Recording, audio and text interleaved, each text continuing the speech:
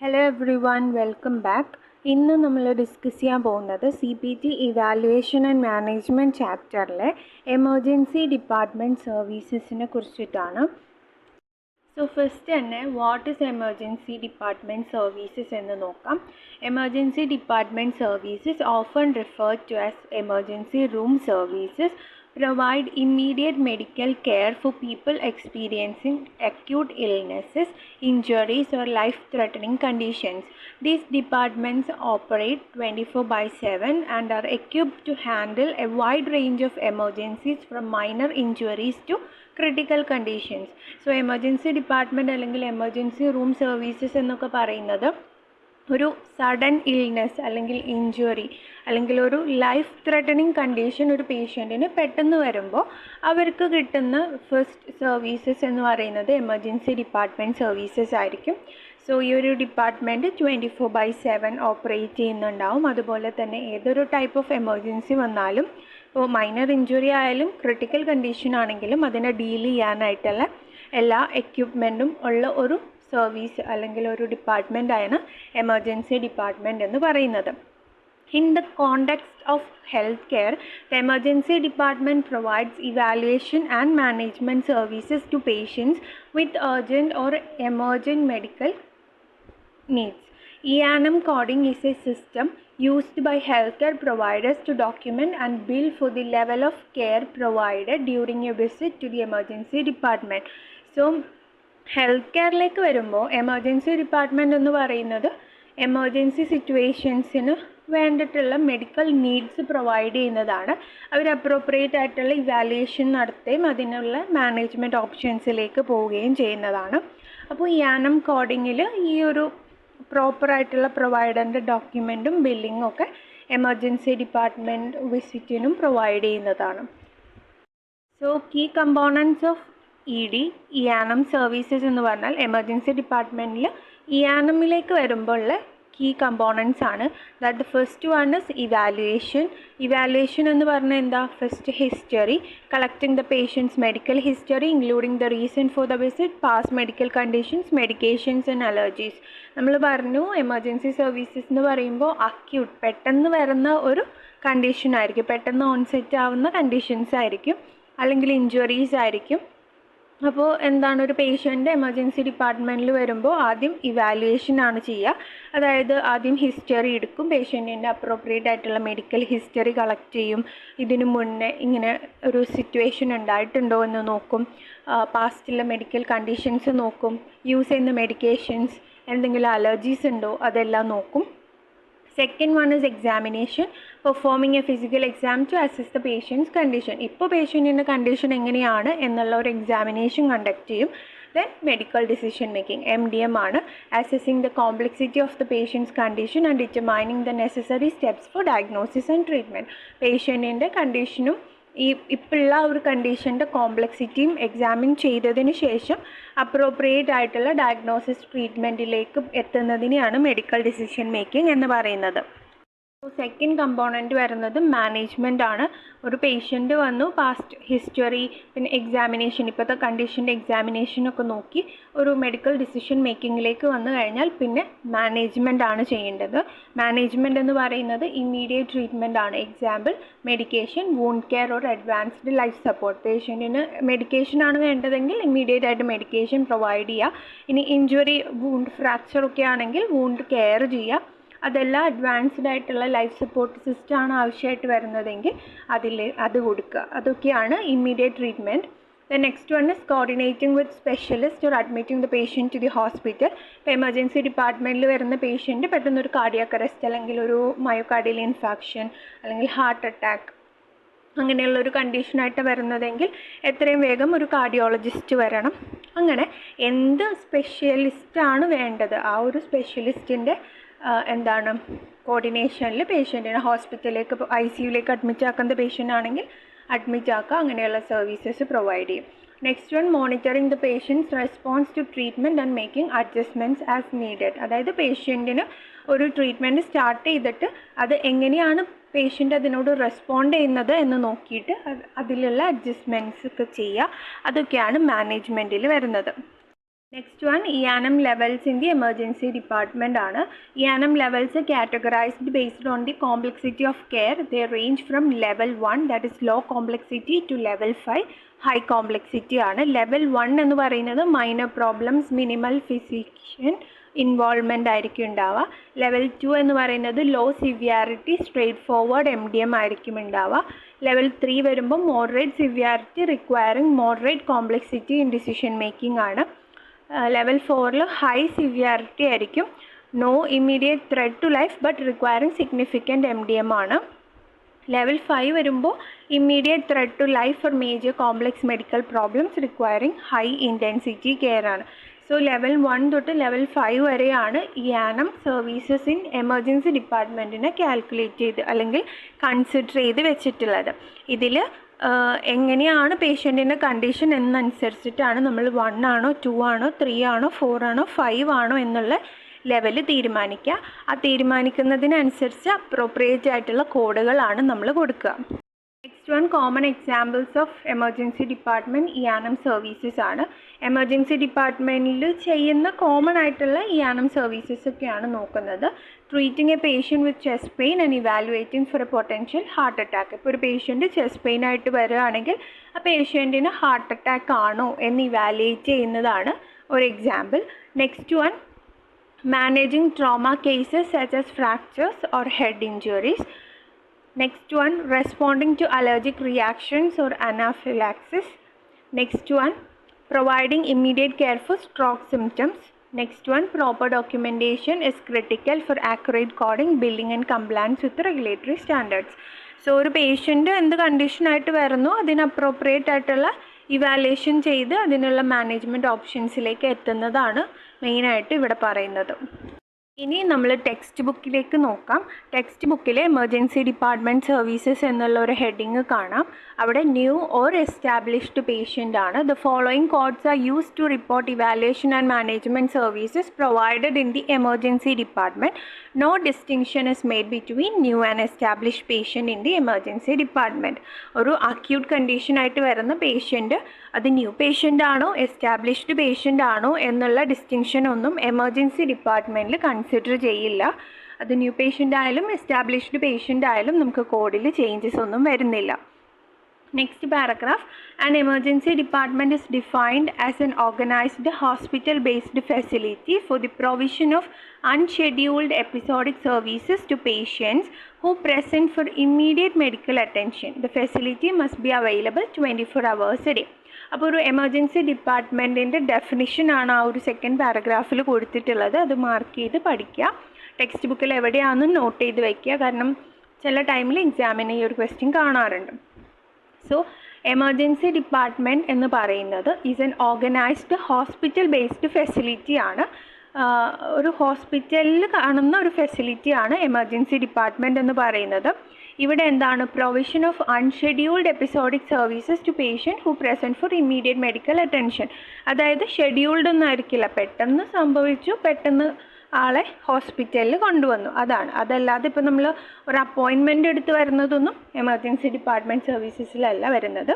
So ഇത് അൺഷെഡ്യൂൾഡ് ആയിരിക്കും, പേഷ്യൻറ്റിന് immediate medical attention ആവശ്യമായിട്ടുണ്ടാവും. അതുപോലെ തന്നെ എമർജൻസി ഡിപ്പാർട്ട്മെൻറ്റ് 24 hours വർക്കിംഗ് ആയിരിക്കും. Next paragraph, for critical care services provided in the emergency department, see critical care guidelines and 99291, 99292.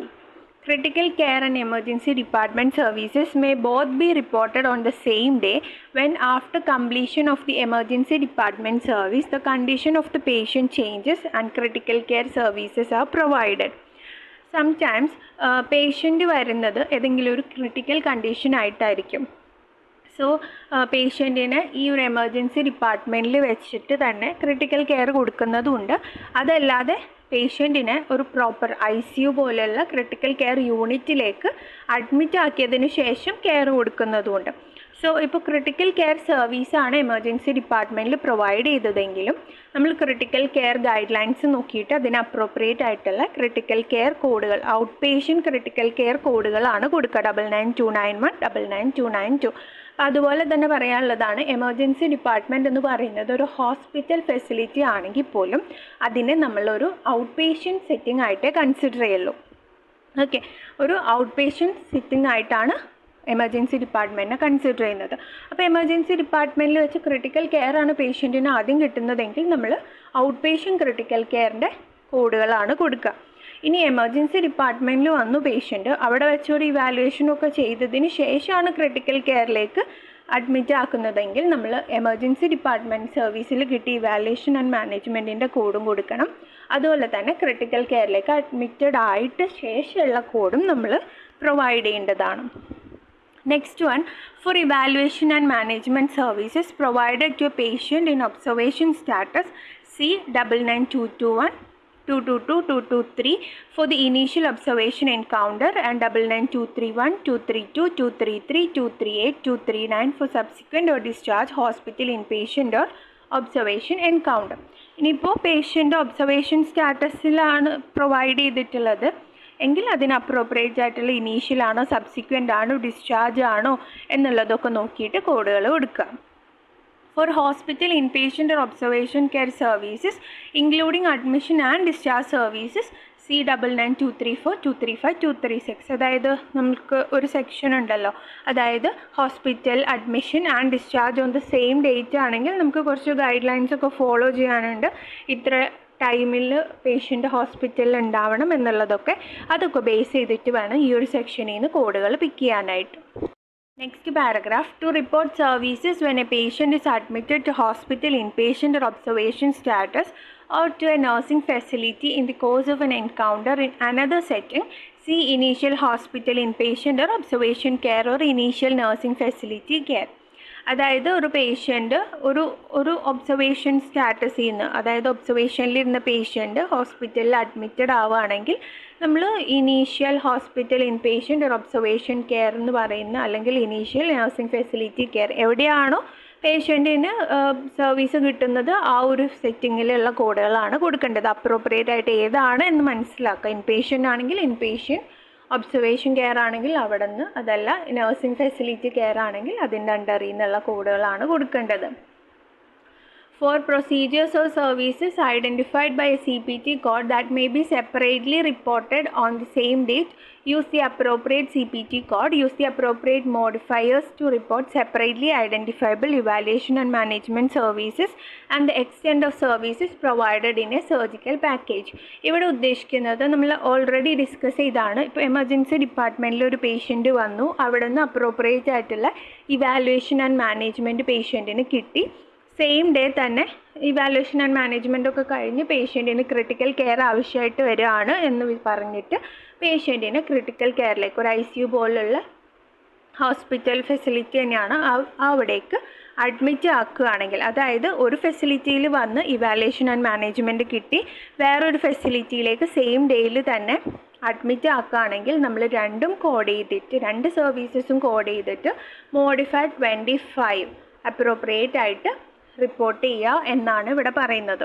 Okay, ഒരു ഫെസിലിറ്റിയിൽ വന്ന് evaluation and management കിട്ടി, next അടുത്ത service കിട്ടുകയാണ് സെയിം ഡേയിലെങ്കിൽ രണ്ടും റിപ്പോർട്ട് ചെയ്ത് മോഡിഫൈഡ് 25 അപ്പൻഡ് ചെയ്യാം.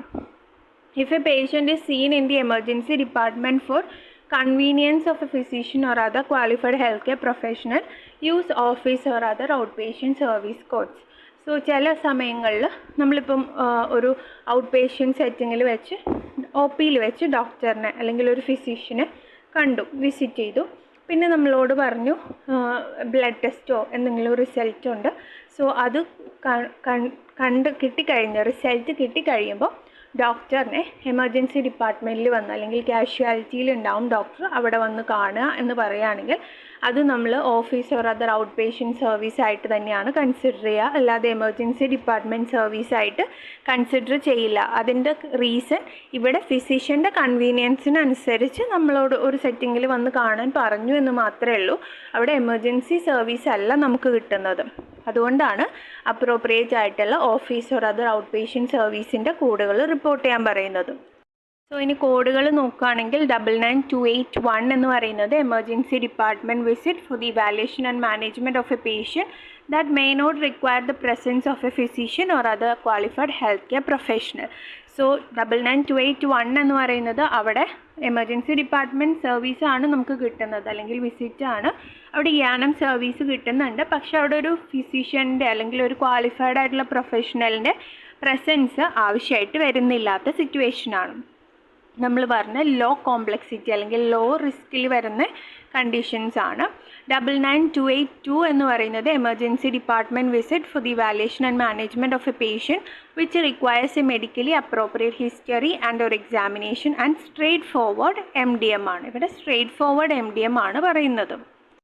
99283 ആണ് emergency department visit for the evaluation and management of a patient which requires a medically appropriate history and or examination and low level of medical decision making. 99284 വരുമ്പോൾ അവിടെ നമുക്ക് appropriate history and examination with moderate level of MDM ആണ് പറയുന്നത്. 99285 ആണ് emergency department visit for evaluation and management of a patient which requires a medically appropriate history and ഒരു examination and high level of MDM ആണ്. നമ്മൾ യാനമിലെ എല്ലാ സർവീസസിലും നമ്മൾ പറഞ്ഞിട്ടുള്ളതാണ് history and examination ഒക്കെ എടുക്കുമെങ്കിലും നമ്മൾ മെയിനായിട്ട് ഫോക്കസ് ചെയ്യുന്നത് MDMൻ്റെ ലെവലാണ്. സോ ഒരു ഫിസിഷ്യൻ്റെ പ്രസൻസ് ആവശ്യമില്ലാത്ത സിറ്റുവേഷൻ ആണോ എന്ന് നോക്കുക. അതല്ല സ്ട്രേറ്റ് ഫോർവേഡ് ആണോ, ലോ ലെവൽ ഓഫ് MDM ആണോ, മോഡറേറ്റ് ആണോ, ഹൈ ആണോ എന്ന് ബേസ് ചെയ്തിട്ടാണ് നമ്മൾ കോഡുകൾ പിക്ക് ചെയ്യുന്നത്. നെക്സ്റ്റ് ഒരു കോഡിംഗ് ടിപ്പാണ്. ഇത് നമ്മുടെ ടെക്സ്റ്റ് ബുക്കിൽ തന്നെ തന്നിട്ടുള്ളതാണ്. Time as a factor in the emergency department setting.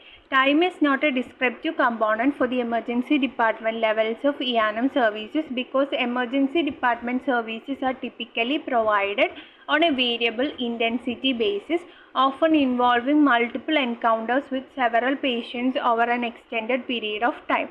അതായത് എമർജൻസി ഡിപ്പാർട്ട്മെൻറ്റ് സർവീസസ് കോഡ് ചെയ്യുമ്പോൾ നമ്മൾ ടൈം ഒരു ഫാക്ടറായിട്ട് കൺസിഡർ ചെയ്യാറേ ഇല്ല.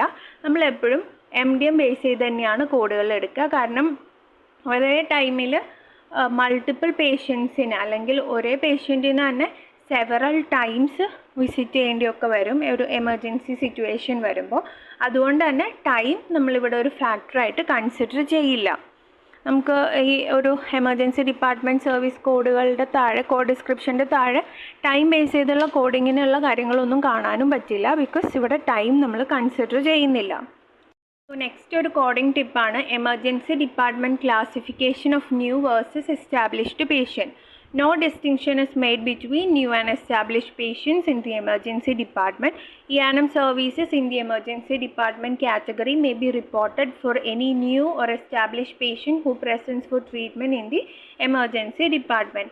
സോ ഇവിടെ നമുക്ക് ഓൾറെഡി നമ്മൾ പറഞ്ഞതാണ് എമർജൻസി ഡിപ്പാർട്ട്മെൻറ്റിൽ ന്യൂ പേഷ്യൻ്റ് അല്ലെങ്കിൽ എസ്റ്റാബ്ലിഷ്ഡ് പേഷ്യൻ്റ് എന്നുള്ള ഒരു ക്ലാസിഫിക്കേഷൻ ഇല്ല. നമുക്കങ്ങനെ ഒരു സെപ്പറേറ്റ് സെക്ഷൻസും അവൈലബിൾ അല്ല. ഒരു സെറ്റ് ഓഫ് കോഡുകൾ തന്നെയുള്ളൂ. അതിൽ ഇപ്പോൾ ഇത് ന്യൂ പേഷ്യൻ്റ് ആയാലും എസ്റ്റാബ്ലിഷ്ഡ് പേഷ്യൻ്റ് ആണെങ്കിലും ട്രീറ്റ്മെൻറ്റ് ബേസ് ചെയ്തിട്ട് നമ്മൾ MDM നോക്കിയിട്ട് മാത്രം കോഡുകൾ എടുക്കുക. സോ നമുക്ക് നെക്സ്റ്റ് ഒരു ക്വസ്റ്റ്യൻ നോക്കാം. Fred is fishing at the local area lake while on vacation. He gets light-headed and dizzy and goes to the local hospital emergency department. He is evaluated by the ED provider. This is the first time he has been to this hospital. What subsection is used to report the ED visit? അപ്പോൾ ഇവിടെ ഒരു Fred എന്ന് പറയുന്ന ആൾ ഫിഷിങ്ങിൻ്റെ in between light ഹെഡഡും DC ഫീലൊക്കെ വന്നിട്ട് ഒരു ഹോസ്പിറ്റലിൻ്റെ emergency ഡിപ്പാർട്ട്മെൻറ്റിൽ വരികയാണ്. സോ അവിടെ വെച്ച് ED പ്രൊവൈഡർ, എമർജൻസി ഡിപ്പാർട്ട്മെൻറ്റ് പ്രൊവൈഡറാണ് പേഷ്യൻറ്റിനെ ഇവാലുവേറ്റ് ചെയ്യുന്നത്. സോ ഇതൊരു ഫസ്റ്റ് ടൈം ആണോ അതൊന്നും നമ്മൾ നോക്കേണ്ട ആവശ്യമില്ല, ബിക്കോസ് എമർജൻസി ഡിപ്പാർട്ട്മെൻറ്റ് സർവീസസിൽ ന്യൂ പേഷ്യൻ്റ് ആണോ എസ്റ്റാബ്ലിഷ്ഡ് ആണോ എന്ന് നമ്മൾ കൺസിഡർ ചെയ്യുന്നില്ല. സോ ഏത് സബ്സെക്ഷനിൽ നിന്നാണ് കോഡ് റിപ്പോർട്ട് ചെയ്യേണ്ടത് എന്നാണ് ചോദിച്ചിട്ടുള്ളത്. Option A office or other out patient services new patient ആണ് പറഞ്ഞിട്ടുള്ളത്. Option B emergency department services. Option C initial hospital care and option D office or other out patient consultations ആണ്. So ഇവിടെ നമുക്ക് ഡെഫിനറ്റായിട്ട് അറിയാം emergency department സർവീസസിൻ്റെ അണ്ടറിലാണ് ഈ ഒരു categorise ചെയ്യേണ്ടത് അല്ലെങ്കിൽ കോഡിങ് വരുന്നത്. Question number 2. The EMS brought a 31-year-old motor vehicle accident patient to the emergency department. After a comprehensive history, a comprehensive exam and MDM of high complexity, the provider determines the patient has multiple internal injuries and needs immediate surgery. What level ED code is reported? So, ഇവിടെ ഒരു emergency പേഷ്യൻറ്റിനെ കൊണ്ടുവരാണ്. After accident ആണ് വന്നിട്ടുള്ളത്. So ഒരു comprehensive ആയിട്ടുള്ള history, comprehensive ആയിട്ടുള്ള എക്സാമിനേഷനൊക്കെ conduct ചെയ്യുന്നുണ്ട്. വിത്ത് medical decision making വരുന്നത് high complexity ആണ്. അത് ഡയറക്റ്റ്ലി തന്നെ തന്നിട്ടുണ്ട്. പിന്നെ പ്രൊവൈഡർ മൾട്ടിപ്പിൾ ഇൻറ്റേർണൽ ഇഞ്ചുറീസ് ഉണ്ട്, അതുപോലെ ഇമ്മീഡിയറ്റ് സർജറി വേണമെന്നൊക്കെ പറയുന്നുണ്ട്. സോ നമുക്ക് ഡയറക്റ്റായിട്ട് കോഡ് പിക്ക് ചെയ്യാവുന്നതാണ്. ഹൈ MDM വരുന്ന കോഡ് ഓപ്ഷൻ D 99285 ആണ്. So in the emergency department setting, CPT code 99285 is used to report a visit with comprehensive history, comprehensive examination and high complexity MDM. This level is typically assigned to patients with the severe issues such as life-threatening conditions or situations requiring immediate intervention, like in this case where the patient has multiple internal injuries and requires immediate surgery. അതായത് ഒരു life threatening കണ്ടീഷനോ അല്ലെങ്കിൽ ഒരു immediate ആയിട്ടുള്ള attention, ഇൻ്റർവെൻഷനൊക്കെ ട്രീറ്റ്മെൻറ്റൊക്കെ വേണ്ടി വരുന്ന കേസുകളിലാണ് നമ്മൾ high complexity ആയിട്ട് consider ചെയ്യുക. സോ ഇവിടെ ഒരു കേസിൽ പേഷ്യൻറ്റിന് മൾട്ടിപ്പിൾ ഇൻറ്റേർണൽ ഇഞ്ചുറീസ് ഉണ്ട്, അതുപോലെ തന്നെ ഇമ്മീഡിയറ്റ് സർജറി ആവശ്യമായിട്ട് വരുന്നുണ്ട്. നെക്സ്റ്റ് പറയുന്നത് 99282 to 99284 represents lower level of care and do not meet the criteria for high complexity or critical care situations. In between പറയാനുള്ളത്, ഞാൻ ഒരു CPC പ്രിപ്പറേഷൻ ക്ലാസ് കണ്ടക്ട് ചെയ്യുന്നുണ്ട്. 15 days ക്ലാസ് ആണ്, ഇൻഡിവിജ്വൽ ക്ലാസ്സസ് ആണ്, completely online class ആണ്. If you are interested for more details either എനിക്ക് mail ചെയ്യാം. medcode0907@gmail.com ആണ് മെയിൽ ID വരുന്നത്. അല്ലെങ്കിൽ ഇൻസ്റ്റഗ്രാം ഹാൻഡിലായ മെഡിക്കൽ കോഡ് സർട്ടിഫൈഡിൽ DM ചെയ്യാം. Thank U.